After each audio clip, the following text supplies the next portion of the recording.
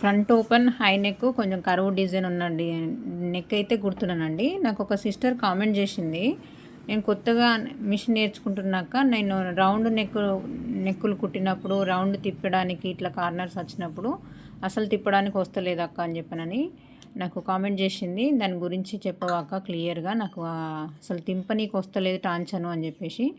చూడన్న ఇప్పుడు నేను స్టిచ్ చేసేది కరువు డిజైన్, ఇంతకన్నా చిన్న చిన్న కరువుస్ కూడా ఉంటాయి. వాటిని మనం ఇప్పుడు మగ్గం వర్క్ కంప్యూటర్ ఎంబ్రాయిడింగ్ వర్క్ అయితే వస్తాయి కదా, వాటికి చాలా చిన్న చిన్న కరువుస్ వస్తాయి. అటువంటిప్పుడు ఏం చేయాలంటే టాంచన్ దించుకుంటూ చిన్నగా మనం చిన్నగా కదుపుకుంటూ ఒకే లెవెల్గా వచ్చేటట్టు, ఇప్పుడు నేను ఎంత నిదానంగా స్టిచ్ చేస్తున్నానో కొంచెం ఫాస్ట్ చేసి చూపిస్తున్నా, వీడియో లెంత్ ఎక్కువ అవుతుందని చెప్పేసి.